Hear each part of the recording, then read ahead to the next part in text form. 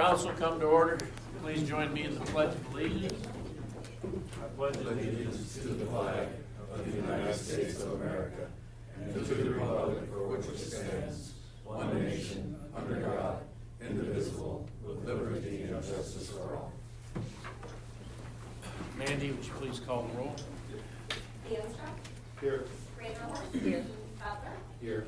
Carlson. Here. Hopkins. Here. Here. The City Council has adopted a code of civility. As elected officials, we pledge to promote civility through extending respect to others, listening to understand, disagreeing without disrespect, engaging collaboratively, and speaking up to address incivility. And just as a reminder, this meeting is being recorded and broadcast for Pella TV, so anyone wishing to speak to council, please approach that podium and microphone before speaking, so that those listening at home can hear you and see you on camera. Can I get a motion for approval of our tentative agenda? So moved. Support. Ben Stryland, Branderhorst, any discussion? Okay, all in favor, please say yes. Opposed, no. Mandy, please call the roll. Ben Stryland. Yes. Randall. Yes. Butler. Yes. Carlson. Yes. Hopkins. Yes. Anstra. Yes. Motion passed. This time we have opportunity for a public forum. Anyone wishing to address council regarding any agenda item, please step forward to the microphone, state your name and address. Please limit your comments to 3 minutes.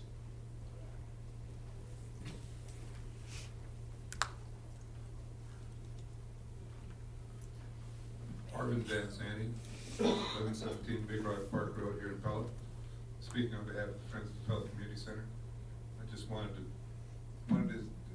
thank you for letting us bring this forward. The city's going to be making a recommendation. I want you to know that the Friends are fully in support of that recommendation. And we're looking forward to moving forward with this project. Thank you for all the time and effort you put into it. Thank you. Anyone else? All right, we'll move on. Can I get a motion for approval of the consent agenda? So moved. Support. Ms. Ryland Hopkins, any discussion? Okay, all in favor, please say yes. Opposed, no. Mandy, please call the roll. Ben Stryland. Yes. Hopkins. Yes. Anstra. Yes. Randall. Yes. Butler. Yes. Carlson. Yes. Motion passed. Moving to a public hearing on the proposed amendment to amendment number 2 to the Lely Urban Renewal Plan. Mike? Yes, Mr. Mayor, I'd be happy to explain this item for those in attendance and those watching at home on Pella Fiber. I'd like to direct your attention to the mixer for a brief presentation on this item. Mayor Ward stated what we have is a proposed amendment to the Lely Urban Renewal Plan. A little bit of background on the Lely Urban Renewal Plan. Back in 2019, we formed an urban renewal district on the southeastern side of our community, and at that time it was to provide for infrastructure needs for Lely, North America. They were planning to relocate, build their new corporate headquarters in Pella. So basically the original urban renewal area that was approved back in 2019 is this red highlighted area. And the original plan had just upwards north of about $2 million of infrastructure projects in it, and that was once again to provide mainly sanitary sewer to Lely's North American corporate headquarters, as well as we had a paved access on the county line road as well in here. What's being proposed this evening is an extension or amendment to the urban renewal plan. So everything that you see in green is the proposed amendment to this, and a couple of projects that we're looking that we feel that blends in nicely with the urban renewal plan. And that's mainly when we look at, for those of you that may not be aware, is we're planning on redoing Oskaloosa Street or Old Highway 163, and this would be starting at East 16th Street and going about 150 feet east of the Pella Christian entrance on Oskaloosa Street. We're also planning on making improvements to 240th Avenue as well as Eagle Lane as well. Now, as a part of that street is what's called a rural cross section. We're going to be making it into a regular city street. In addition, we're going to be providing stormwater improvements in the area as well. So with that infrastructure project that we have down here, that's about an estimated $2.5 million cost on that. We believe the new industrial park down here will be a beneficiary of this project as well. And that's one of the reasons why we're including the industrial park in the urban renewal plan, because we feel that that project will facilitate industrial growth on the southeastern side of our community. The second project that we have is the extension of University Street, and council, in I believe the second meeting in March, is going to be considering a contract on the University Street extension. For those of you that may not be aware, we're planning on extending University Street from 240th Avenue out to 250th Avenue, or the County Line Road, which is the green highlighted area. We're also planning on extending Baseline Drive to the north. Now, as a part of this project, we're going to have a significant water main extension that's going to provide fire flow, enhanced fire flows for the southeastern portion of our community as well. When we look at that overall project, it's about $7.5 million in cost. We believe that project as well has the potential to enhance or facilitate further commercial development within our community. Both of these, when we talk about commercial and industrial growth, they fit nicely into the original urban renewal plan that was approved by council back in 2019. So once again, that is the amendment. Now, this last item that we have here is kind of a catch-all, and this is in case something comes up in the future for council. We have future economic development agreements up to $1 million. We don't have anything in mind. However, one of the key things to keep in mind is that there is something that pops or develops at a later date, the council does wish to or does need economic development incentives or warrants economic development incentives. One of the key items that we don't want to have to do is go back and amend the plan to include a development agreement in at that time. It's very expensive to amend plans on this. Legal fees would be somewhere in the range of $5,000 to $15,000 per amendment on this. So you want to make sure that you try to account for everything that you know at this date. And this again is just future development agreements up to $1 million. It's kind of a blanket out there. Doesn't mean we're obligated to do it, but simply it's there in case we need it in the future. So let's go ahead, please, Heidi. Okay. As far as the legislative process is that we're considering this evening, we did hold a consultation with the affected tax entities on January 29th. It is important to note that neither the school district or the county showed up at the meeting as well. So we didn't receive any comments on that. And one of the items we would like to bring to council's attention, if you recall, we talked about the industrial park development. The original developer on that has subsequently sold of those parcels. Now there's 4 total owners on the parcels. 3 of the 4 have turned in their ag consent forms. We're waiting on the 4th one, and it's our understanding they intend to do that in the first part or the later part of February for us as well. So what we're recommending this evening is to conduct a public hearing on the proposed amendment, but actually defer action on Resolution 7001 as well as Ordinance 1084 as well. And those items would be deferred until the March 3rd council meeting. So with that, Mr. Mayor, we are recommending actually deferment on these, but overall our recommendation is approval of the amendment when it comes up for formal consideration, which will be on March 3rd. So that concludes the staff presentation. Be happy to answer any questions the council may have on this item. All right, thank you, Mike. Any written comments, maybe? No written comments. Council comments, questions? I have a comment from, when we built New University Drive from Maine to, close to the tennis courts there, that part of University's in poor condition. It's too narrow. It's narrow. It's an old street, but it's part of the artery that goes on over to Idaho Drive. So I think we need to get that on the list, but I'm sure it's on the list of things to do. But I would add, I think it's important to make that, if it's gonna be a thoroughfare, we gotta make it work better. Yeah. Point taken. And if you recall, I believe that section of University Street that you're discussing, we actually filled out a grant application, a regional grant application to redo that portion of University Street as well. So Okay. staff is in agreement that should be on the list if it's not already. So. Well, apologize for not keeping up on that. No, it's a good point, and also, at the time when we do that, we need to include the bike trail and fill in the segment where, because we put, when we redid the university by the old new tennis facility, there's wide bike trail there. We're gonna extend the bike trail out to the sports park, so we just have that section between there and Main Street that we don't have the bike trail, so it'd be important to do that at the same time. Now we got connectivity from a lot of the community out to the bike, or out to the sports park, so. Okay, anything else, council?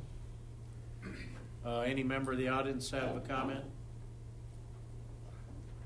All right, I'll entertain a motion to close the public hearing. So, support. Banstra, Hopkins, any discussion? Okay, all in favor, please say yes. Opposed, no. Mandy, please call the roll. Leonström? Yes. Hopkins? Yes. Van Strylen? Yes. Greenholders? Yes. Butler? Yes. Carlstone? Yes. Motion passed. So we've had the public hearing, but we do need to delay because we don't have a signature, as Mike explained. So do I have a motion to delay consideration of resolution number 7001 to March 3? So moved. Brander, Horst, Hopkins. Any discussion? Okay, all in favor, please say yes. Opposed, no. Mandy, please call the roll. Reindeerhorst. Yes. Hopkins. Yes. Van Strylen. Yes. Leenstra. Yes. Butler. Yes. Carlstone. Motion passed. We also, I need a motion to delay consideration of ordinance number 1084 to March 3rd. So moved. Support. Hopkins, Branderhorst, any discussion? Okay, all in favor, please say yes. Opposed, no. Mandy, please call the roll. Hopkins. Yes. Reindeerhorst. Yes. Butler. Yes. Carlstone. Yes. Van Strylen. Yes. Leenstra. Yes. Motion passed. We'll have a public hearing on the proposal to approve the First Amendment to hangar lease with Weiler Transportation Company. Mike? Yes, Mr. Mayor, I'd be happy to explain this item. As Mayor DeWart stated, what's being proposed this evening is the First Amendment to the city's ground lease at the Pella Municipal Airport with Weiler Transportation Incorporated. This council is up to speed, maybe for those in the audience that may be reviewing this for the first time. On January 6th, we actually approved an assignment of the lease. This is the former Vermeer Corporation lease that we had. We approved that assignment on January 6th, assigning Vermeer's ground lease over to Weiler Transportation Incorporated. Now, the reason for the amendment is we have two primary adjustments that we're making to the lease with this. The first of all is subsequently to that time, Weiler and Classic Aviation come to an agreement on the hangars, and what's being proposed with it, they've come to terms on the sale of the southern hangar over to Classic Aviation. So we're adjusting the ground lease on the Vermeer Corporation to the area that's actually being used by Weiler, which is this yellow highlighted area at the Pella Municipal Airport with it. And so we're adjusting the ground lease area for that, for the Weiler lease. And B, the other primary term that we have here is we're increasing the annual rent from $1,000 up to $4,935. And this is computed on 30 cents per square foot, which was previously approved by the Pella City Council, both Pella Corporation and Vermeer Corporation as well. And the other adjustment on this is Weiler asked for the same lease term that they had with their previous lease at the Pella Municipal Airport, which is 34 years. And so that's the three primary areas that we have as far as the amendment this evening. So with that, Mr. Mayor, that concludes the staff presentation. We are recommending approval of the lease amendment this evening. Okay, thank you, Mike. Any written comments? No Reindeerhorst. Comments, council? Any member of the audience have a comment? All right, I'll entertain a motion to close the public hearing. Hopkins, Van Strylen. Any discussion? Okay, all in favor, please say yes. Opposed, no. Mandy, please call the roll. Hopkins. Yes. Van Strylen. Yes. Leenstra. Yes. Reindeerhorst. Yes. Butler. Yes. Carlstone. Yes. Motion passed. Move to resolution number 7002, entitled Resolution Approving and Authorizing Execution of First Amendment to Hangar Lease by and between the City of Pella and Weiler Transportation Company. Can I get a motion for approval? So moved. Support. Vanstra, Branderhorst, any discussion? Okay, all in favor, please say yes. Opposed, no. Mandy, please call the roll. Leenstra. Yes. Reindeerhorst. Yes. Butler. Yes. Carlstone. Yes. Hopkins. Yes. Van Strylen. Yes. Motion passed. Moving public hearing on the proposal to approve the ground lease with Classic Aviation, Inc. Mike? Yes, Mr. Mayor, a very similar resolution to what we had previously approved, but we're considering this one is a new ground lease for Classic Aviation. As we stated earlier, with the Weiler Transportation lease, they've come to terms on the sale of the southern hangar to Classic Aviation. So in order to separate this portion of the property off of the Weiler lease, we have to offer a new ground lease to Classic Aviation on this as well. Now, as far as the two areas that are primarily affected on this, again, we have an annual rent increase on this, and that's up to $4,935 for the actual area that will be leased by Classic Aviation, which is the green highlighted area here. It was computed based off 30 cents per square foot, which was the rate that was used for the Pella Corporation lease, Vermeer Corporation, as well as the Weiler lease as well. And so with that, Mr. Mayor, again, this is a new ground lease for Classic Aviation, and staff is recommending approval this evening. All right, thank you, Mike. Any written comments? No written copies. Council? Any member of the public? All right, I'll entertain a motion to close the public hearing. So moved. Support. Manstrom and Stryland, any discussion? Okay, all in favor, please say yes. Opposed, no. Mandy, please call the roll. DeAnstruck, Yes. Dan Stryland, Yes. Reindeerhorst, Yes. Butler, Yes. Carlstone, Yes. Hopkins. Yes. Motion passed. Resolution number 7003, entitled Resolution Approving and Authorizing Execution of Ground Lease by and between the City of Pella and Classic Aviation, Inc. Can I get a motion for approval? So moved. Support. Branderhorst Hopkins, any discussion? Okay, all in favor, please say yes. Opposed, no. Mandy, please call the roll. Reindeerhorst, Yes. Hopkins, Yes. Dan Stryland, Yes. DeAnstruck, Yes.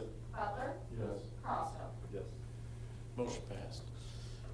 Public hearing on, we're moving to a public hearing on the powers and duties of the Board of Adjustments regarding variances to relieve hardships relating to properties. Mike? Yes, Mr. Mayor, I'd be happy to explain this item, and looking at this, as Mayor DeWart stated, there's been some recent state law changes that affects the Board of Adjustment in the case of variances. So the best way to describe a variance is an exception to the zoning code. Applicants are free to request variances, but just a little bit of background on this. The technical definition of a variance and how it was interpreted before the Board of Adjustment could grant a variance was that the property owner had to prove an undue hardship on the property. And what an undue hardship was basically without the variance, the property would be worthless. That was the level that they had to prove at the Board of Adjustment. Well, from a practical standpoint, if you applied that standard to every variance, the city would never be granting, or the Board of Adjustment would never grant a variance ever, because very few property owners can meet the standards. So what I would say the best way to describe this is the state made an adjustment to state law that changed the standards for the Board of Adjustment. And as long as I've been working with Board of Adjustments, this is the standard that every Board of Adjustment that I've ever worked with has incorporated on as well, which I believe is a lot more flexible for the Board of Adjustment on it. So basically, instead of having to prove the undue hardship case, what they have to find is to be able to prove practical difficulties on this as well. And then also with that is they also have to prove that it preserves the neighborhood character as well and upholds the intent of the zoning ordinance. So the standard is considerably lower, but from a practical standpoint, it's been my experience that if variances are contested, they can be heated exchanges over the years because of the high standards for variances. If they're not contested, oftentimes with cities, not only ours, but other communities will resort to the standard. They've just been doing it informally.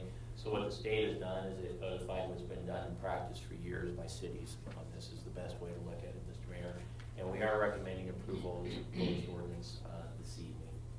Okay, thank you, Mike. Any written comments? No written comments. Council comments? Any member of the audience have a comment? All right, I'll entertain a motion to close the public hearing. Support. Hopkins, Branderhorst, any discussion? Okay, all in favor, please say yes. Opposed, no. Mandy, please call the roll. Hopkins, Yes. Reindeerhorst, Yes. Butler, Yes. Carlstone, Yes. Dan Stryland, Yes. DeAnstruck. Motion passed. Or moving to ordinance number 10. I'm sorry. Yeah, can we suspend the rules? Do we have to- Well, let me, first? we gotta do the ordinance Okay. first. We gotta approve it first, then we can. All right. So, ordinance number 1085, entitled an ordinance amending the Code of Ordinances of the City of Pella by amending Chapter 165 zoning code to add a practical difficulties variance standard. This is the first reading. Can I get a motion for approval? So moved. Support. Stryland, Hopkins, any discussion? Okay, all in favor, please say yes. Opposed, no. Mandy, please call the roll. Dan Stryland, Yes. Hopkins, Yes. DeAnstruck, Yes. Reindeerhorst, Yes. Butler, Yes. Carlstone. Yes. Motion passed. Now I'll chime in. Yeah, now you- Since all we're doing is trying to mirror state law, I would say make a motion to suspend the second and third reading of this. Okay. Support. Banstra, Hopkins, any discussion? Okay, all in favor, please say yes. Opposed, no. Mandy, please call the roll. DeAnstruck, Yes. Hopkins, Yes. Dan Stryland, Yes. Reindeerhorst, Yes. Butler, Yes. Carlstone. Yes. Motion passed. Then a motion to adopt. Support. Banstra, Branderhorst, any discussion? Okay, all in favor, please say yes. Opposed, no. Mandy, please call the roll. DeAnstruck, Yes. Reindeerhus, Yes. Butler, Yes. Carlstone, Yes. Hopkins, Yes. Dan Stryland. Yes. Motion passed. Okay, at this time, we're gonna get an update on the indoor recreation aquatic center change order summary. Mike and John can fill us in where we're at. I'll take the first stab at it before I refer over to Councilmember Butler. But overall, just to summarize where the change order stands today is the committee, our administrative committee had authorization of $200,000. We've used just about $154,000 so far in the change orders that are listed up on the big board. And we have roughly about $46,000 remaining. Now, there's two people I'd like to turn the floor over. First of all is Councilmember Butler, and then also our new recreation director as well for an update on the project. So, Councilmember Butler. I'm fine with the report. Okay. Yeah. Okay. Spencer. Spencer Winston, rate 1318 North Prairie. Yeah, so it's going along real well out there. They're putting on a roof right now, a lot of precast going for the walls. We're thinking about August of 27, September for opening right now, so it's looking real good. If you want a tour out there, let me know, and I'd gladly go out there with you and show you around. So, but yeah, that's my report for the project. Any questions? Okay, thank you. All right, we'll move on. Resolution number 7004 entitled Resolution Approving the Mutual Termination for Convenience Agreement with Veenstra and Kim for Construction Observation Services. Mike? Yes, Mr. Mayor, I'd be happy to explain this item. It is important to note that we did discuss this agreement or this termination agreement during policy and planning on February 3rd. And a couple things just to bring people's attention on this. When we were talking about the agreement this evening is a termination agreement for two projects that we currently have under contract with Veenstra and Kim.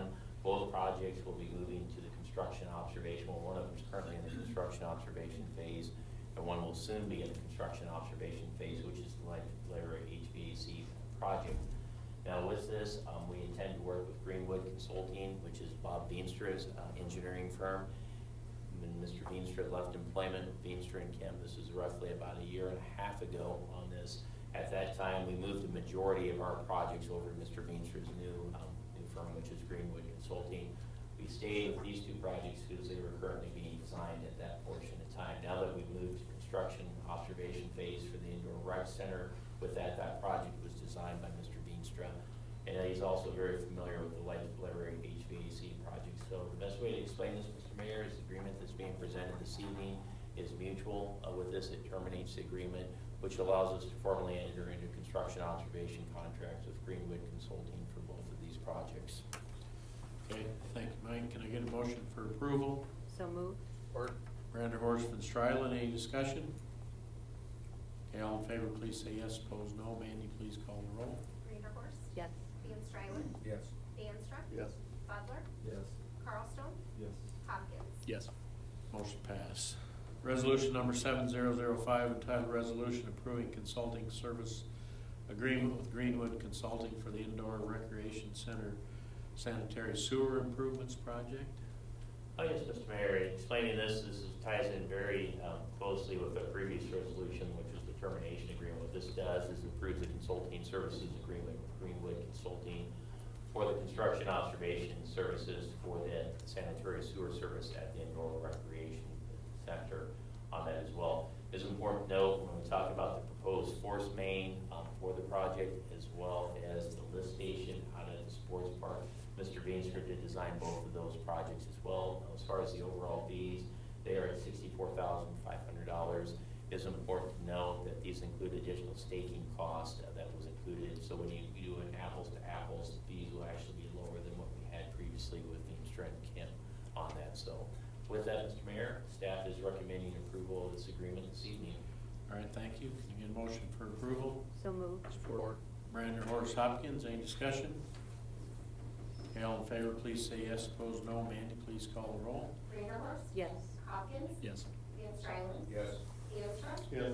Butler, Yes. Carlstone. Yes. Motion passed. Resolution number 7006 entitled Resolution Ordering Construction of the West Generating Plant Control Upgrades and Fixing a Date for Hearing thereon. and taking of bids therefore. Mike? I guess, Mr. Mayor, I'd be happy to explain this item. The best way to look at this item is what we're simply doing is we're establishing April 7th as the public hearing date for proposed improvements to the operating system at the diesel plant on West Washington Street. Now, we do have a picture of the facility up on the big board, but overall, when we talk about this project, we're looking at updating the control system on the diesel plant. It's about $1.5 million project. It is important to know, as far as the public hearing that will be held on April 7th, it's just the contractor portion of the project, which is right at $244,000. So if council were to approve this resolution, we'd hold a public hearing on the project on April 7th. We'd also conduct a bid letting on the project. And now, if we did on April 7th with the public hearing, hopefully we'll have a proposed contract at that date. If we move forward with the project, we'd be looking at December 1st of this year for approval of the project. So once again, all we're doing is establishing April 7th as the public hearing date for the project, and you're also authorizing staff to solicit bids for the project as well. So with that, Mr. Mayor, I'd be more than happy to answer any questions the council may have on this item. All right, thank you, Mike. Can I get a motion for approval? So moved. Manstra, Hopkins, any discussion? I'll alert you all that in the newsletter coming out in the next month's utility bills, our electric director wrote a nice article about our diesel plant. A lot of really good information, so this pertains to that, so make sure you read it, because they got a lot of really good information. Nate did a great job. So, anything else? All right, all in favor, please say yes. Opposed, no. Mandy, please call the roll. DeAnstruck, Yes. Hopkins, Yes. Dan Stryland, Yes. Vanderhorst, Yes. Butler, Yes. Crosstown. Motion passed. Resolution number 7007, entitled Resolution of Pella City Council approving final plat. Mike? I guess, Mr. Mayor, as background on this item, Mr. Larry DeVries has submitted a final plat for Fountain Hills Plat 4. We have pictured up on the big board, actually, the geographical area. This proposed plat's just shy of 28 acres, and it's this yellow highlighted parcel, these two parcels that we have up here. Here's the Fountain Hills development right here as well.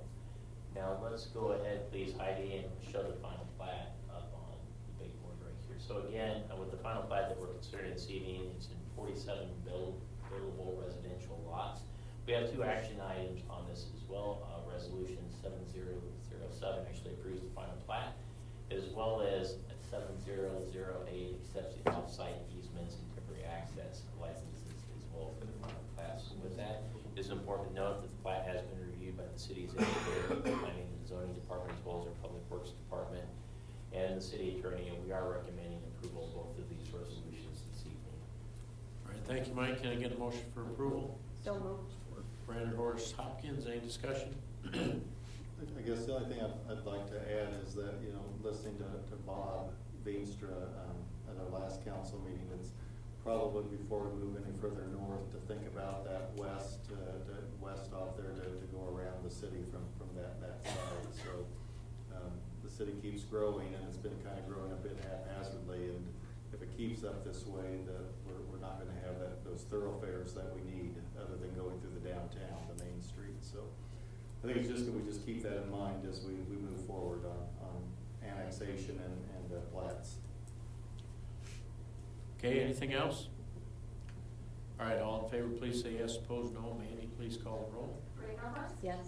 Hopkins, Yes. Dan Stryland, Yes. DeAnstruck, Yes. Butler, Yes. Crosstown. Yes. Motion passed. Resolution number 7008, entitled Resolution Approving and Accepting Off-Site Easement and Access License Related to Fountain Hills Plat 4. Is there anything to add? No, sir. Okay. Can I get a motion for approval? So moved. Support. Hopkins, Vanderhorst, any discussion? Okay, all in favor, please say yes. Opposed, no. Mandy, please call the roll. Hopkins, Yes. Vanderhorst, Yes. Butler, Yes. Crosstown, Yes. Dan Stryland, Yes. DeAnstruck. Yes. Motion passed. Resolution number 7009, entitled Resolution Accepting Public Improvements for Fountain Hills Plat 4. Mike? Yes, Mr. Mayor, and Mayor Ward has stated, what this resolution reviews accepts the public improvements that were constructed by the developer at 100% of their cost, and it dedicates them to the city of Pella. So we're assuming ownership of the public improvements if council approves this resolution. We do have a summary of the public improvements listed up on the big board. Staff and our engineer on the project believes that the improvements that we're considering this evening were completed and constructed in accordance with city standard, and we are recommending approval this evening. Okay, thank you, Mike. Can I get a motion for approval? So support. Banstra, Branderhorst. Any discussion? Okay, all in favor, please say yes. Opposed, no. Mandy, please call the roll. Veenstra. Yes. Reindeerhorst. Yes. Butler. Yes. Carlstone. Yes. Hopkins. Yes. Van Strylen. Yes. Motion passed. Resolution number 7010, entitled Resolution Approving Change Order Number 2, Final Quantity Adjustments and Accepting the Public Improvements for the Airport Access Road Project. Mike? Yes, Mr. Mayor, I'd be happy to explain this item. As Mayor Ward stated, what we're doing with this resolution is accepting the improvements to the airport entrance road. And just to orientate folks, we have the Pella Municipal Airport that's located right here. The airport entrance road project is this red highlighted area. If you've been out to Pella Municipal Airport prior to this, that used to be a gravel road. And so we paved the entire road or hard surfaced it. Now, as far as a little bit of history on the contract, we started off with the original contract of just over $362,000. Change order number 1 added at the request of the Pella Airport Committee additional areas that were parking areas out there as well that we added on to the project. That totaled just over $61,000. Change order number 2 is really just a reconciliation of what the contractor bid and the quantities that were actually placed in the ground. So when we look at the change order number 2, we had a reduction in the cost of the contract of just over $37,000. Now, if council were to approve this resolution and accept the public improvements this evening, we'd be left with the final contract amount of $386,219. And so with that, Mr. Mayor, we are recommending approval of this resolution this evening. Okay, thank you, Mike. Can I get a motion for approval? So moved. Support. Van Strylen, Hopkins, any discussion? All right, all in favor, please say yes. Opposed, no. Mandy, please call the roll. Van Strylen. Yes. Hopkins. Yes. Veenstra. Yes. Reindeerhorst. Yes. Butler. Yes. Carlstone. Yes. Motion passed. Resolution number 7011, entitled Resolution Approving Amendment to Amendment number 1 to the amended and restated agreement under Iowa Code Chapter 28E between Waverly Communication Utility, the Municipal Communications Utility of the City of Cedar Falls, Communications Utility of Bellevue, Iowa, Indianola Municipal Utilities, Vinton Municipal Communications Utility, City of Pella Municipal Telecommunications Utility, New Hampton Municipal Communications Utility, and Waterloo Telecommunications Utility, providing for joint ownership and use of certain facilities and related matters. My 3rd grade teacher would be proud of what I read on that. Mike? We'll try to be brief with this one, Mr. Mayor. What this resolution does is approve an agreement with parties that Mayor mentioned. I believe I counted 8 parties to this agreement, but just in summary, when we talk about Pella TV, Cedar Falls actually operates the television station for Pella TV with this. And they notified us, it would have been in 2025, that they intended to stop television services. So we've been working on this for some time now. Unfortunately, losing our television provider means that we will be ceasing Pella TV that we have as well. We've notified our customers as well. Our official last day for providing Pella TV is on September 30th of this year. But again, with this, with CFU's decision to stop operating video head-end services, which is necessary to provide Pella television as well, we are left with very little options other than the one that we've already made a decision on as well. So what this agreement does is it just formalizes CFU's decision. They're technically their last day for providing services on October 11th, 2026. Our last day of providing service to our customers is on September 30th as well. So with that, Mr. Mayor, we are recommending approval of this resolution this evening. All right, thank you, Mike. Can I get a motion for approval? Support. Hopkins, Branderhorst, any discussion? Okay, all in favor, please say yes. Opposed, no. Mandy, please call the roll. Hopkins. Yes. Reindeerhorst. Yes. Butler. Yes. Carlstone. Yes. Van Strylen. Yes. Veenstra. Yes. Motion passed. Can Can I get a motion for approval of abstract of bills number 2193? Move to approve and issue warrants. Support. Brander, Horstman, Stryland, any discussion or questions? Okay, all in favor, please say yes. Opposed, no. Mandy, please call the roll. Reindeerlich, Yes. Van Strylen, Yes. Steenstra, Yes. Butler, Yes. Carlstone, Yes. Hopkins. Yes. Motion passed. Any council member have any other business you'd like to have addressed this evening? Any member of the public have any other business you'd like to address council with? If so, please step forward to the microphone, state your name and address, and please limit your comments to 3 minutes. Okay, seeing none, we're going to adjourn to policy and planning. First item is to discuss or get an update on the community center renovation project.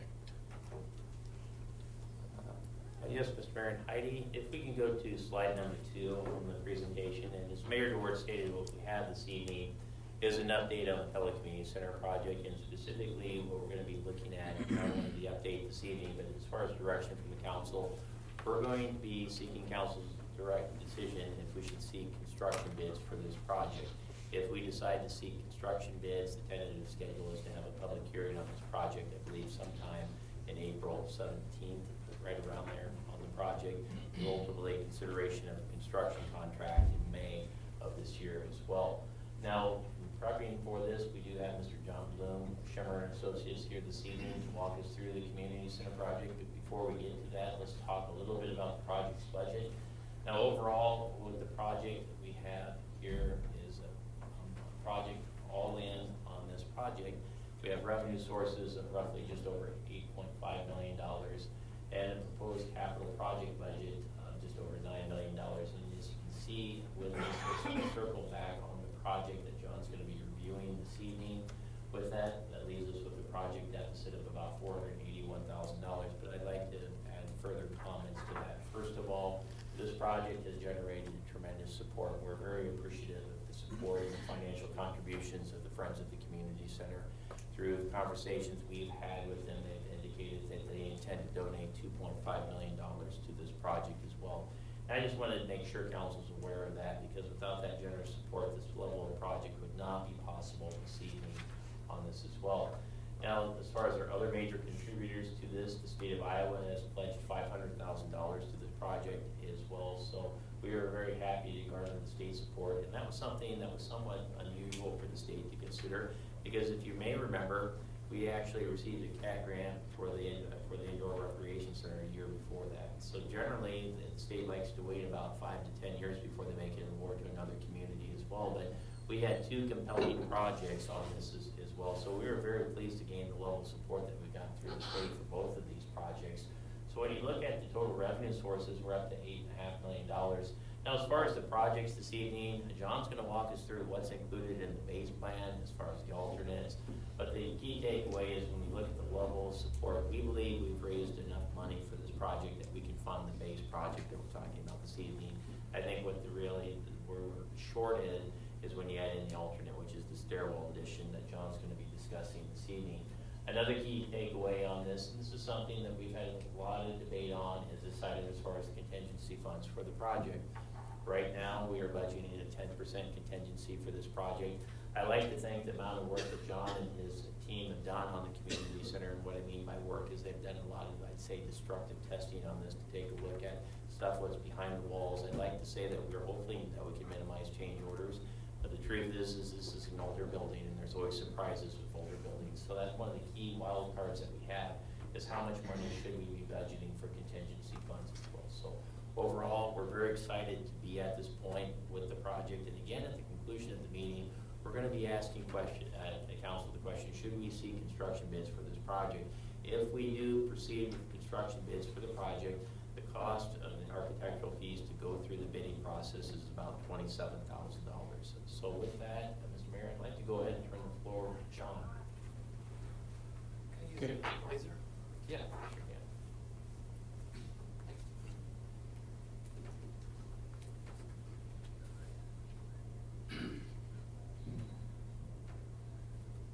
Thank you for getting this on the agenda today. My name is John Bloom with the Shimmer Associates. When I started this project, it didn't require readers, but they're. I'll go to the next slide. I think it's, that should be my last slide. That's the first slide, yes, there we go. Back. That one, very good. So I just want to walk you through what's in the base bid and then what the major alternate is. I would like to first just talk a little bit about the existing buildings. So this is a view from the Union Street. This is the alley's right here, so the main ADA entry into the building is right there. There's an elevator addition right there, so it's, you go in here and that elevator it starts on the first floor, you get to the first floor, second floor, third floor. It does not provide ADA accessibility into the gymnasium level. And the ADA ramp out here is currently not in modern day code compliance.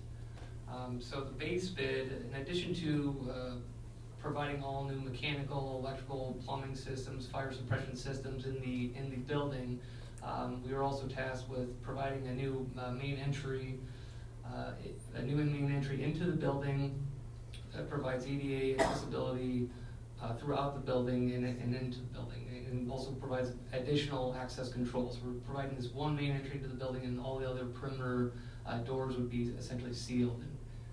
So the base bid is up here in this corner, up in the top right. So it's now we're moving the main entry off of the alley and providing a sidewalk off of Union Street where our ADA parking would be down here. And then we have an ADA ramp to get us up to that floor. So we're going up about 7 feet from the sidewalk up to the ground level of that building. So once you're in here, we have an elevator addition. To the left, we're moving community services right out to the main entry. So when you walk in, you kind of go right, go up the elevator that will take you down to the basement or to the first floor, second floor, third floor. To the left, the community services office will now be there, so they'll be able to see, or be able to, there's usually somebody there always during the day, so they'll be able to see people coming in and out, monitoring the main entry door. Currently, you sort of walk in and you can go in the elevator, or you can work your way through the art center if you're going down to the gymnasium.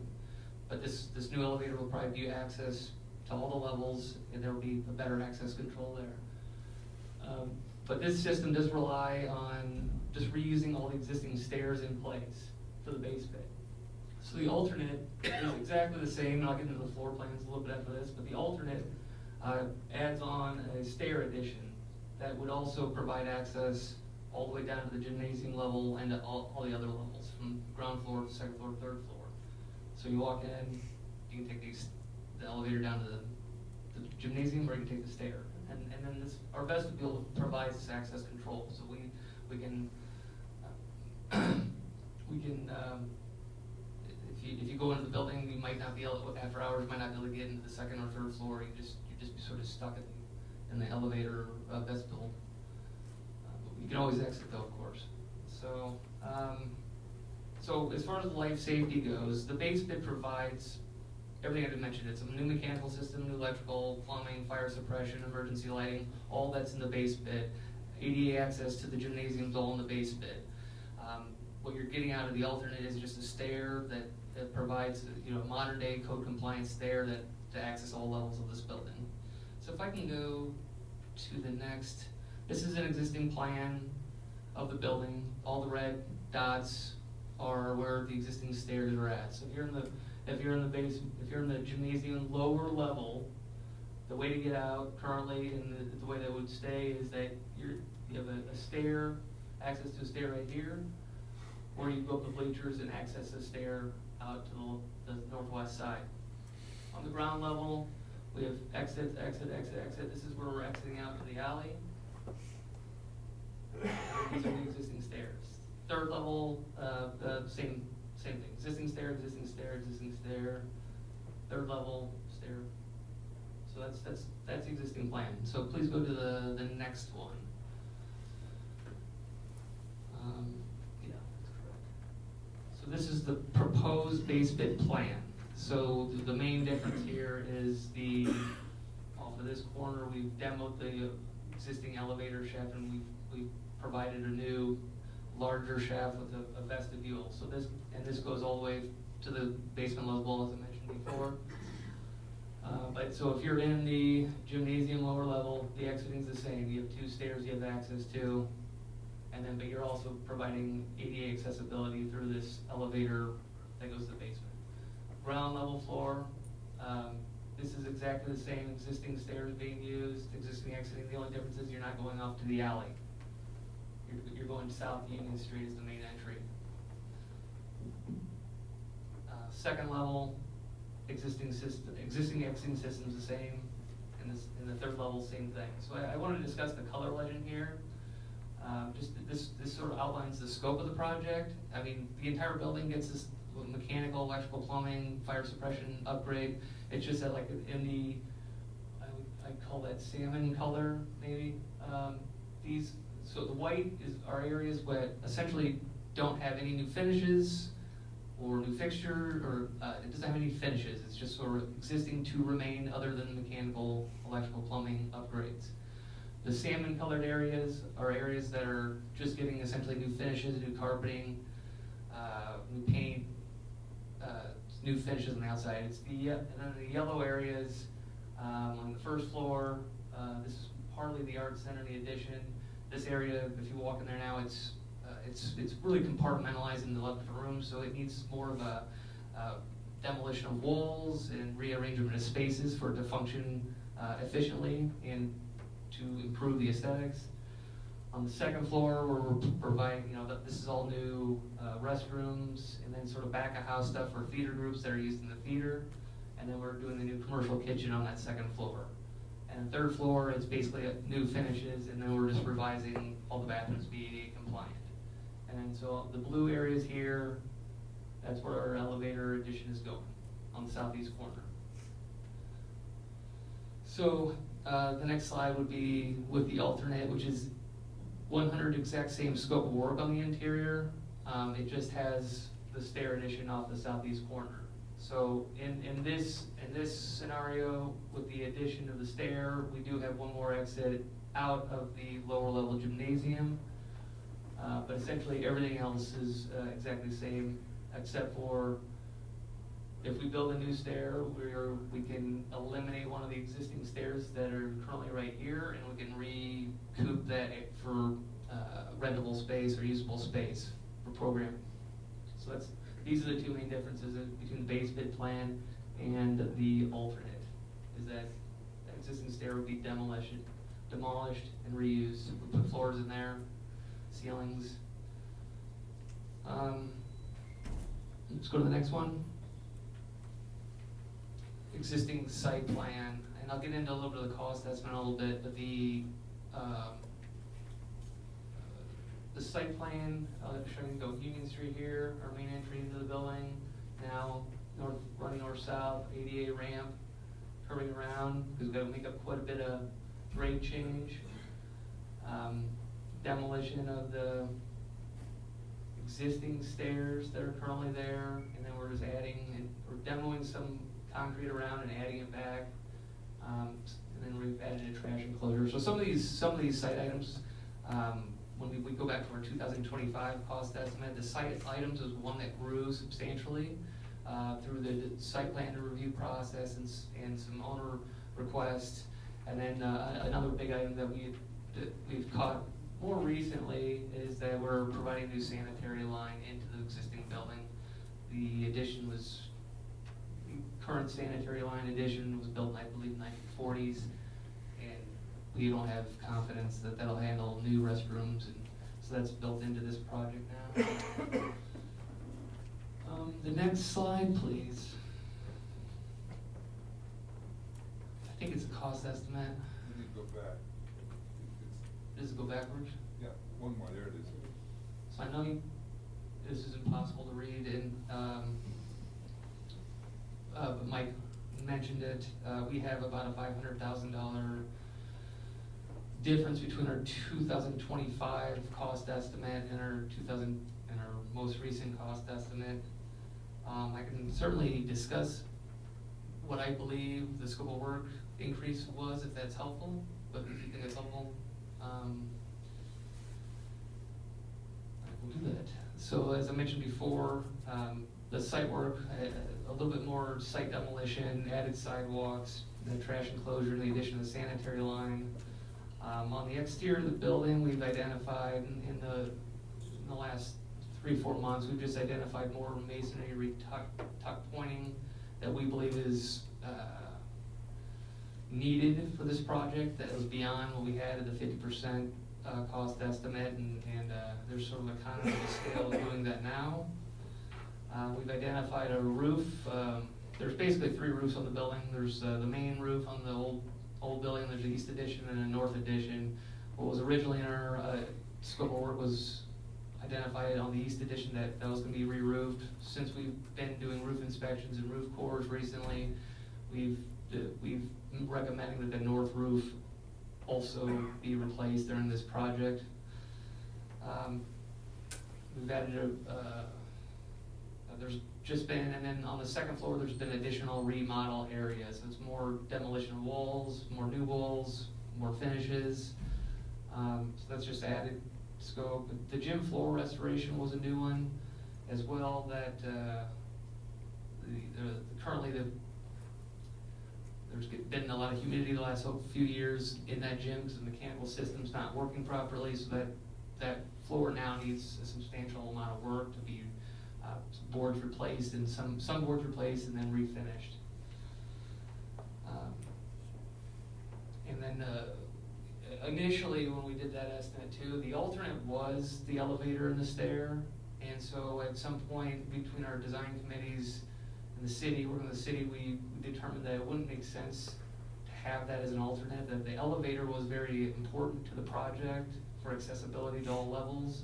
And so that became the base bid. So then we'd rethink how because that stair, if you just add it on, it has to work in the base bid and it has to work as an alternate. So that sort of plan revision caused the footprint to be a little bit bigger, and so that added some increased cost and complexity. And Mike had mentioned design contingency, and so there's quite a few, there's quite a few moving parts going on. When we gave, I'll go through the schedule here, when we gave that design contingency, and I'm not saying we shouldn't have that, we had not yet started the building plan review process or the site plan process.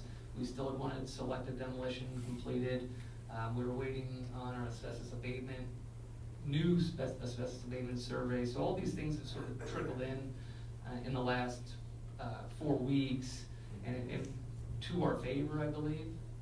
The selective demolition was very helpful because we're putting new rooftop mechanical units on existing buildings, and so we can't look through walls. We have to open them up and see what's there that'll support this equipment. So all that has been in our favor, we believe. Asbestos abatement survey, I believe, is still coming this week. The site plan comments have been minimal. The building review plan comments have been minimal, so I don't see that adding additional costs. And so, in theory, if I were to, we get these things all buttoned together, and we have a couple of weeks of coordination with my design team, we would send that back for cost estimate, and we'd go from a 5% contingency to 0% contingency. And I'm saying that would all go back. I'm just saying I feel like the last few weeks it's been in our favor, that I'm optimistic on that.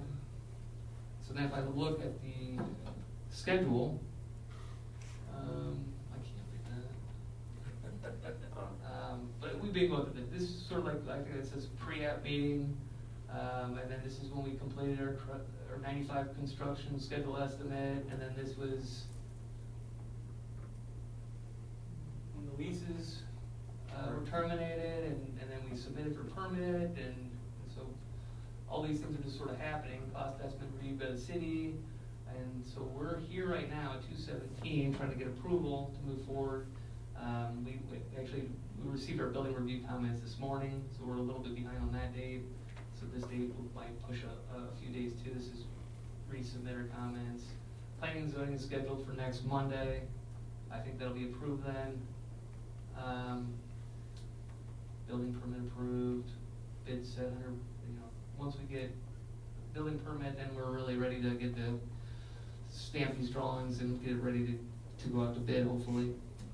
So, then this, I'm guessing we would be, if we get bids in, it's sometime in April, we'd likely be back at the next city council meeting to review them or approve them. I'm not sure exactly what, if that'd be the process or not, but, and then construction start to be determined and construction end to be determined. That is all I have.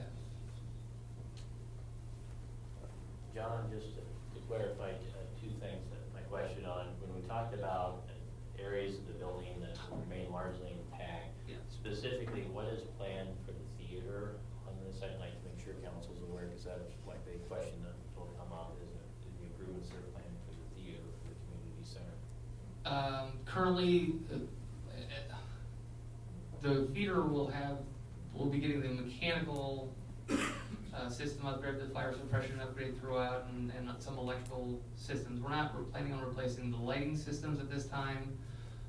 We are doing some work on the balcony to improve the visual, if you go up on the balcony, there's some visual distractions up there that we were planning on improving. But that's basically it. There's not any finishes, we're not replacing any theater seating, we're not touching the ceiling, we're not painting the walls, but there'll be, does that answer the question? For the Yeah. theater specifically, there is some back of house theater amenity space that's shared that is being improved upon. Yeah, we just want to make sure, staff would like to make sure that council's aware of what's being upgraded within the project and what's being, some areas that may not necessarily be upgraded, but we've all received questions on the theater. Yeah. The second question, could you go back to the design of the building for the color elevations? And that, will those be the colors of the metal panels that will encase the elevator? Yeah, it'd be similar. We in previous renderings, we've had shown it as a darker gray, charcoal gray panel. The exact color could be, hasn't quite been determined. We're got a basis of design panel, but we could have some other manufacturer could come in and have a slightly different color panel that we would look at.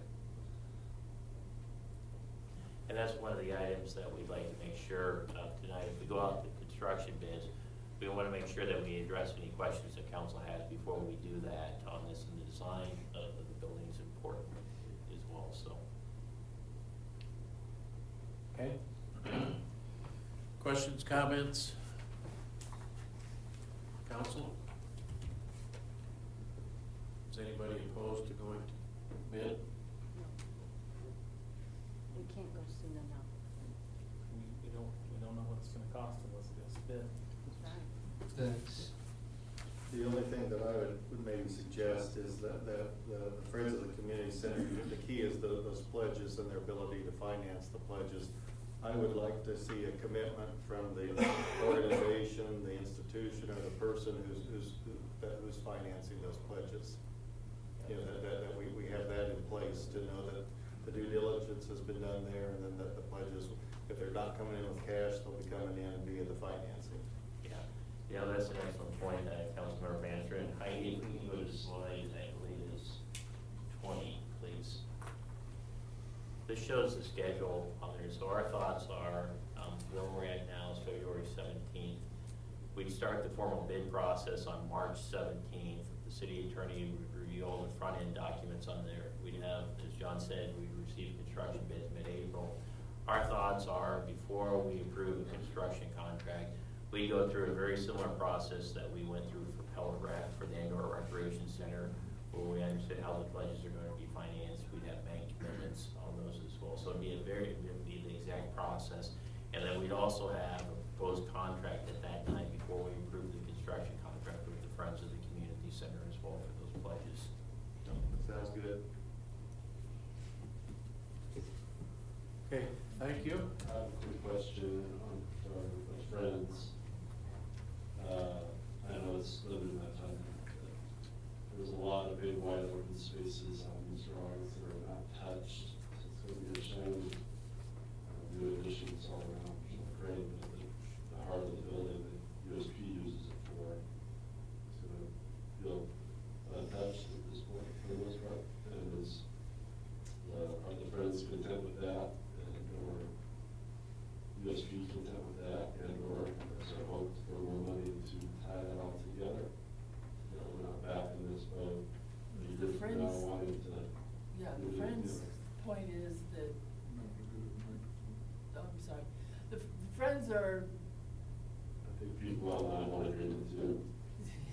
ahead, Betty. Oh, I gotta get out? Be nice if you can.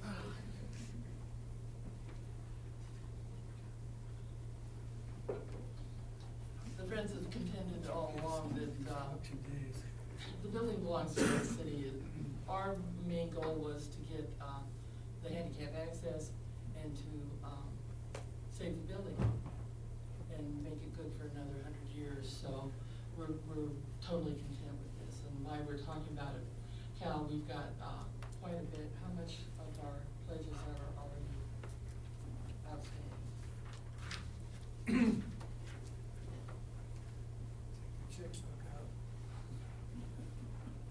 We had about $1.5 million, or $1.3 million in pledges. 800,000 of that has been paid already.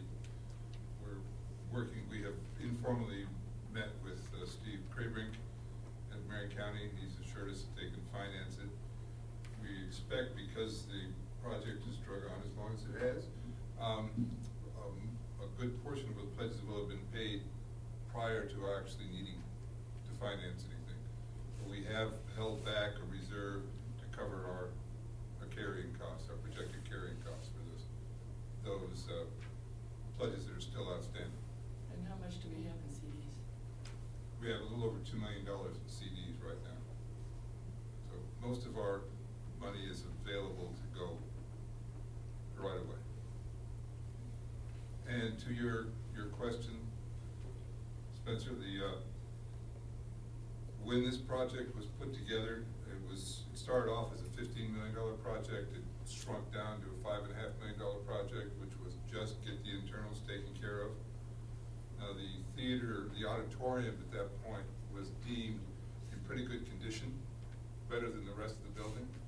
So that's why it kind of went off of the table. It's still in pretty decent condition. We'd love to do more in the auditorium, but to meet the requirements of getting the building saved, getting the internals taken care of, the new elevator, it's got a lower priority. If we have more money, we'd love to do it. So. And those things will, like the kitchen appliances and stuff, are prime brand spaces. I also wanted to say on changing the balcony, not only to make bid or visual, but they'll be changing the seating so it'll be easier to get out of in an emergency if you're in the balcony, so it'll be safer.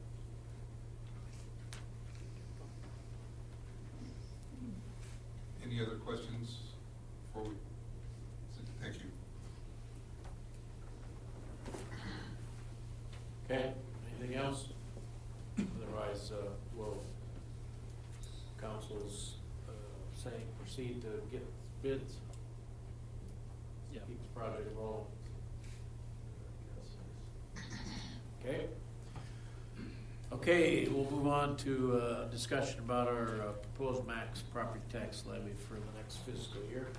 Okay, Mr. Mayor, as Mayor DeWart stated, tonight's session is to discuss the city's maximum property tax levy for fiscal year 2027. So this would be the fiscal year that would start on July 1st of this year and extend through June 30th of 2027.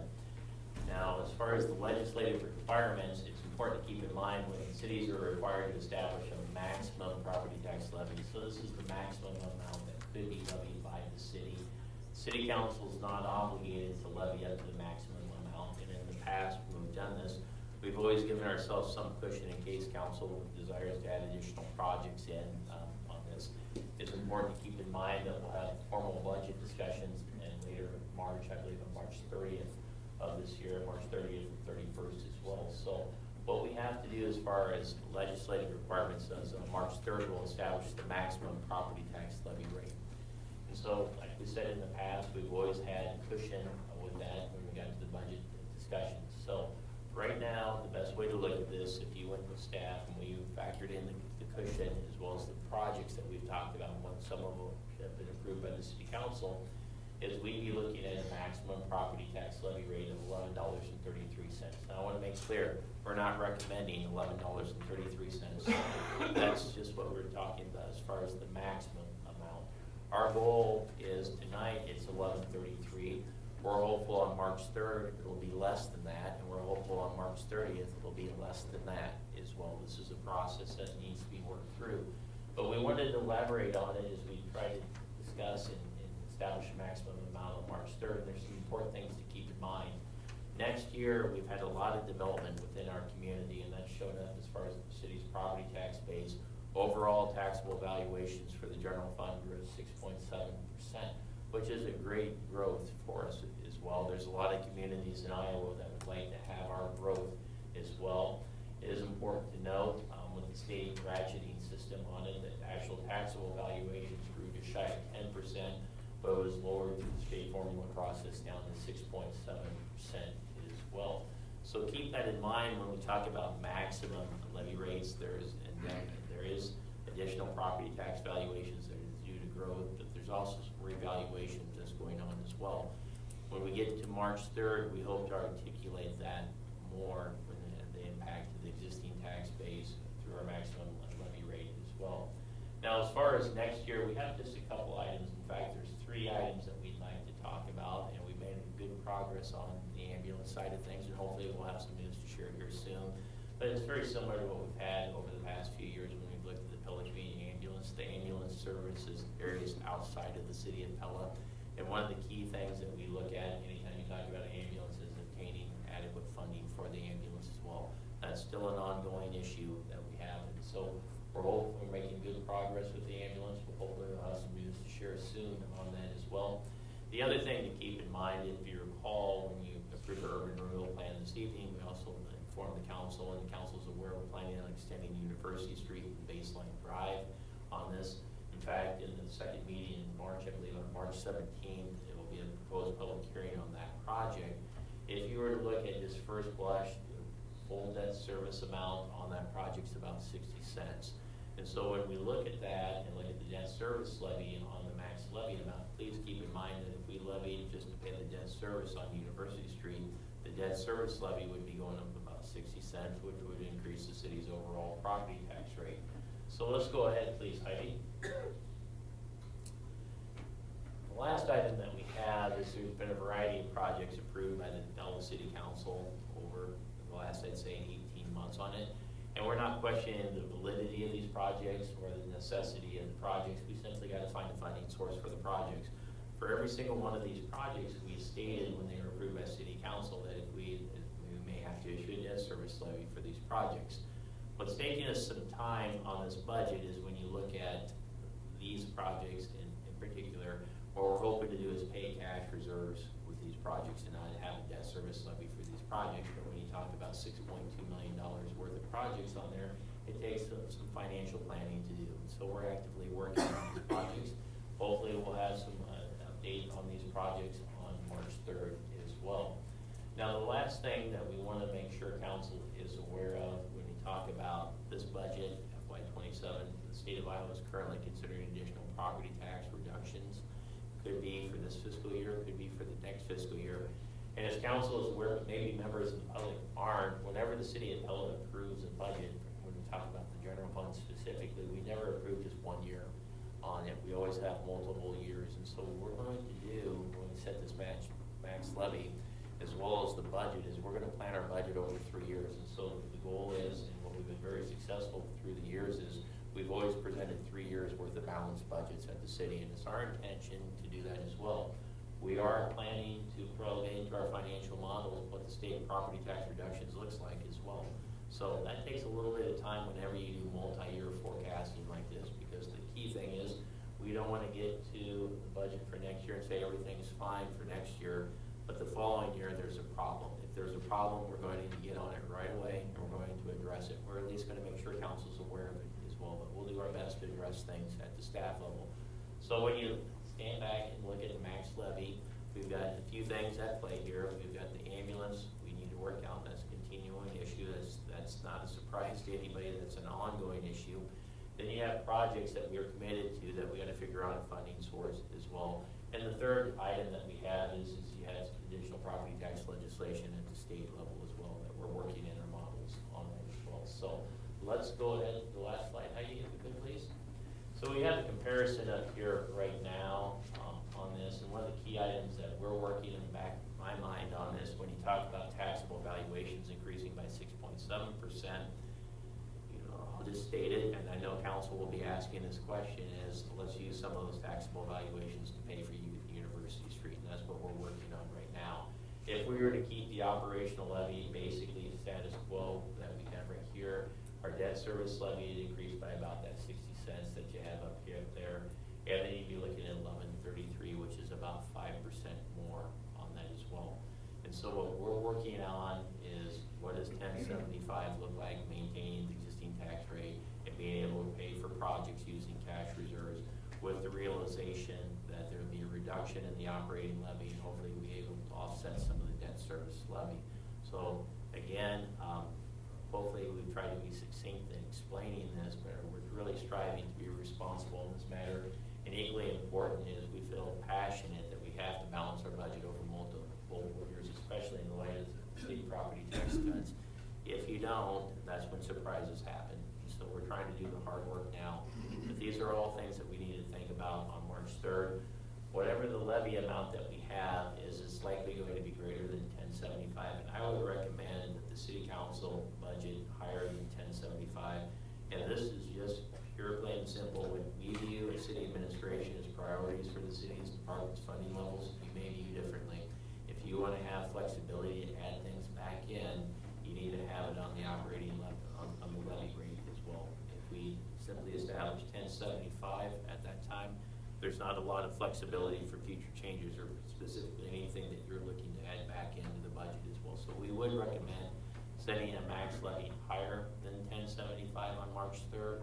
That's always gets to be kind of a confusing issues for citizens as well. So these are points to consider. But Mayor, this is more of an update this evening, and we'd be more than happy to answer any questions the council may have on the 2027 budget.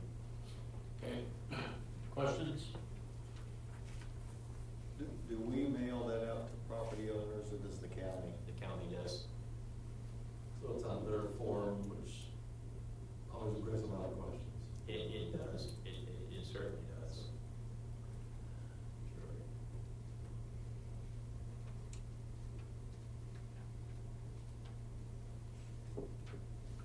Okay, well, tonight it's just information. March 3rd, we have to actually set a max levy rate. Mike said if it doesn't mean, what is it, March, when do we adopt it? Budget discussions, I believe on April 7th, we actually set the budget hearing, and then it's April 21st, it's adopted. So when we actually adopt the levy rate, it won't be till that day, April 7th. Okay. We'll move on. Proposed mobile food unit ordinance changes to allow operations on city-owned property. We have an update for council, and actually what this ordinance would do this evening would allow food trucks in the city park subject to obtaining a permit from the Community Services Department. A little bit of background on this, and this ties into property tax reform at Iowa level. The city right now provides concessions for a variety of activities that happen at the Pella Sports Park, Pella Soccer Complex as well. And the truth of the matter is we haven't had to give a lot financially in providing those concession services on it. So what we've really focused on is the things that we do well, which I think we do an excellent job at ground maintenance of those facilities as well. So what's included within the budget is two things. Is we do have recreation fee increases that have been previously approved by the city council. And when we look at those recreation fee increases, what you're seeing is participant fee increases that are meant to help cover portions of the city costs for incurring the ground expenses that we do in maintaining the grounds. What our thoughts are with the concessions, if the user groups that utilize and run the programs at the Pella Sports Park and the Pella Soccer Complex would like to use city facilities to provide concessions for their groups and raise money to help pay for participant fees, we're all in favor of that right now. But the key thing is we incur a lot of labor and manpower and a lot of just administration trying to line up concession workers for it. And we haven't had a lot of success on it. At best, we're breaking even on the service. So we're hoping by making this change that at the end that it's going to be a better product. The clubs could raise more money for their programs. But in the event that they choose not to provide concession services out at the Pella Sports Park or the soccer complex, we want to make sure there is an option for patrons visiting our complexes. So what we're proposing to do is allow food trucks out at the complexes on this. We coordinate that, and they would have to through the Community Services Department. Now, what we have is, this is still a work in progress on it, but we do have proposed fees up on the board. And so as you can see, what we have is $150 daily rate, $175 for a weekly rate, and $2,000 for seasonal for a food truck out there as well. And so ultimately, what we're looking for is feedback from the City Council this evening. And before we turn it over for questions, Spencer, do you have anything to add on this item?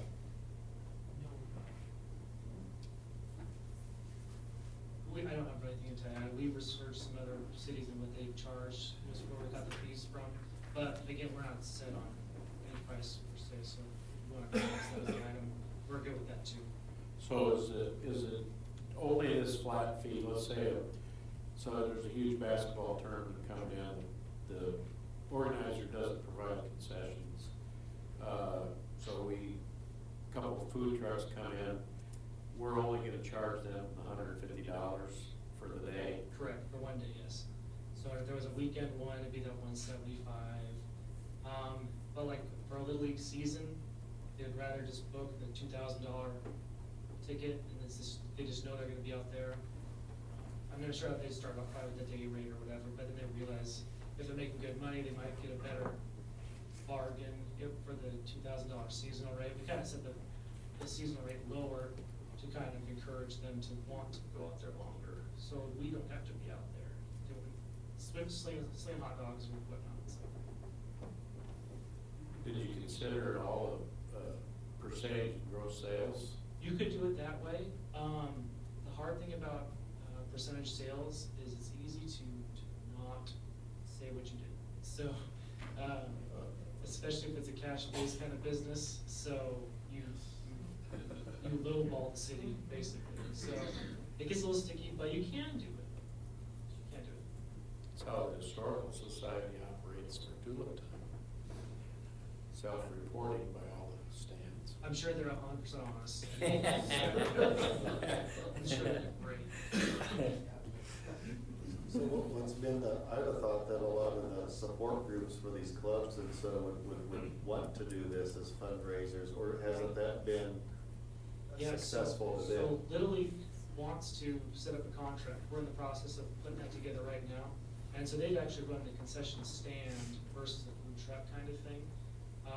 But yeah, that's on the table right now. So if they're there, would we not have food trucks when there's a local group that's running the concession stand then? And we talked to Little League about that as well, and then we said we would make sure the items sold at the food trucks wouldn't interfere with what was being sold at the concession stand.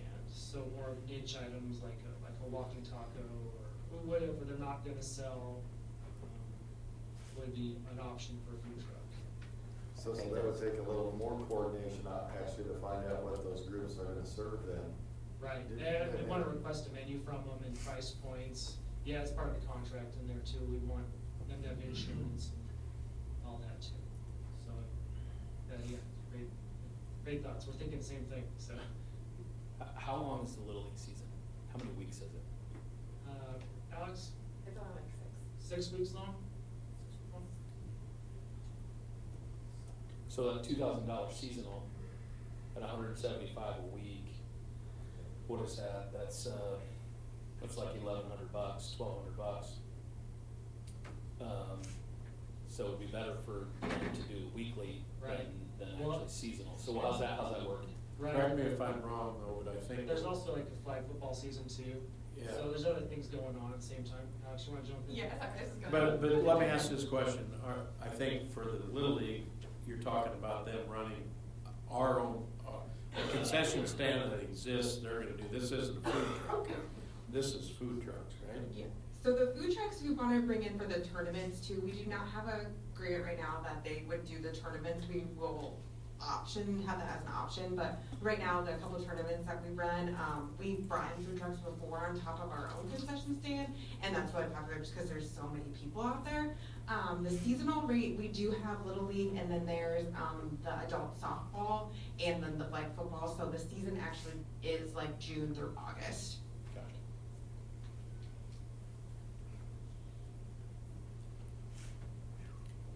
I still think we should consider a percentage of sale fee for some of these tournaments. I think the concessions will be massive in some of those tournaments, so. Yeah, we're, at $175 a week, we're leaving a lot of money on the table there potentially. But Let us go back, Mayor, and we'll work on the concession stand, and we'll put together some, on it, but we'll get back to you, we appreciate the feedback, and so we'll reschedule and touch base with council on this as well, so. yeah, but I do think hopefully we're all in agreement that we need to allow outside Yes. food to come in. We're not gonna do it ourselves with the No. large crowds that'll show up and stuff, so. Okay. Sorry to belabor, the rec center has a fairly nice, multi-directional concession area between the wet and dry sides. That's the same argument for the really outdoor, center of the ball fields kind of deal.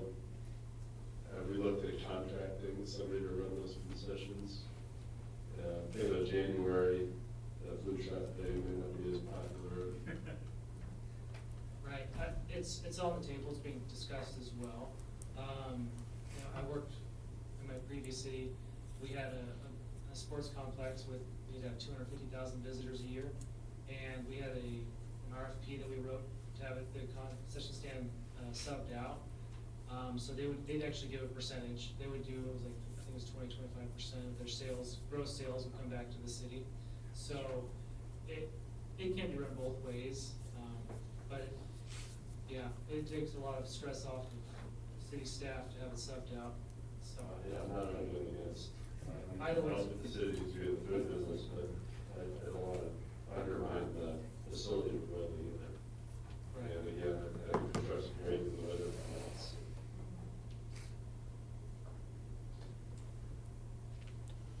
Okay. Thanks, Spencer. You're welcome. I meant that, Spencer. Good job, Spencer. Okay, let's move to our leaf pickup program discussion.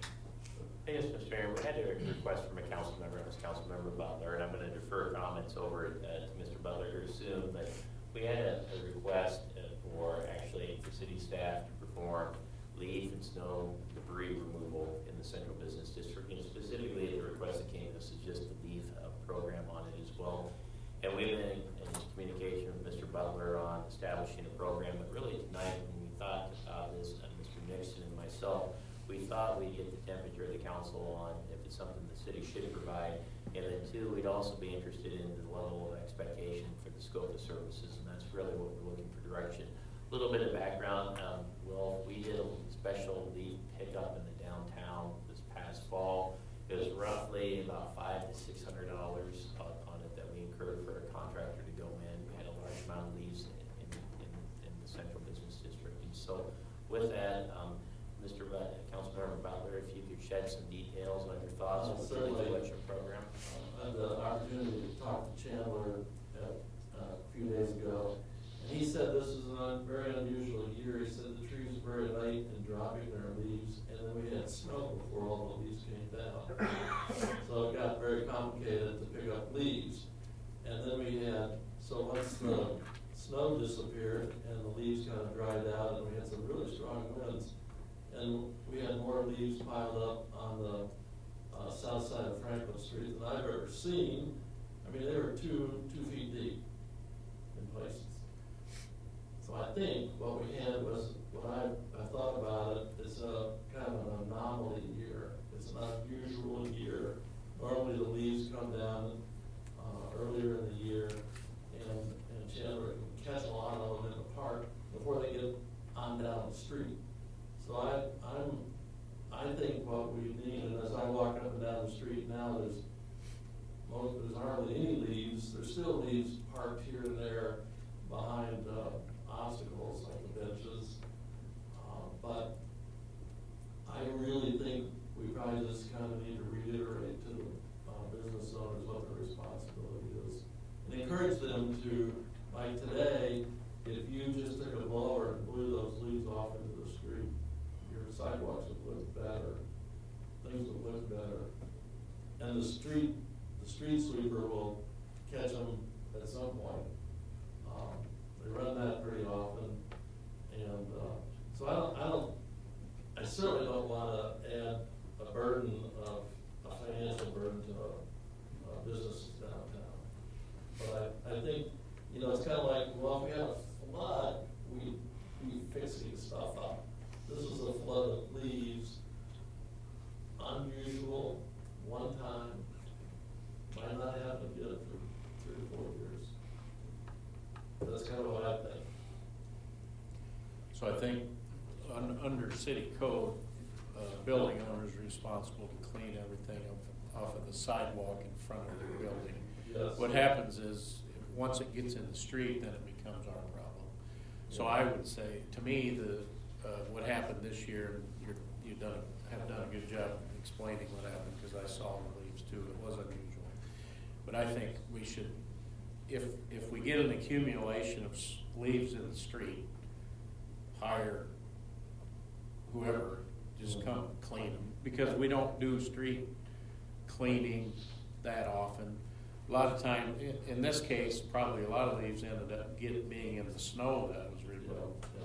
But I would say, let's keep the building owner's responsibility the way it is. And then if it ends up in the street and it becomes a problem, just get them cleaned up. It's not you would spend $600 or something. Yeah, I mean, it's not- $600 for a one-time thing. Yeah, it's not a big deal. Can we give permission to blow the leaves in the streets? Because that's probably technically against an ordinance, I would guess. Putting it in the street? Yeah, right? I don't know, I know I'm responsible for the upper sidewalk around the Mullengrot. We push it off this upper sidewalk to the lower sidewalk, and then the city cleans it up, so. Yeah, and I have no problem with that. I just want to make sure that we might be technically. That's how the downtown's operated historically on it as well. So Wolf, do you add? Yeah, when we have snow, you shovel it into the street, and I don't see why you wouldn't do the same thing with the leaves.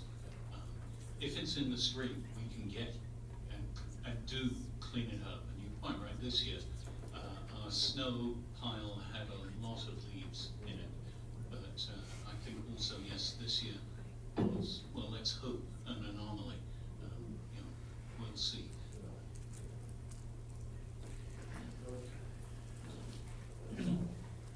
Okay, you need any more direction? I think we're good, Mayor. All right, Thank you. wonderful.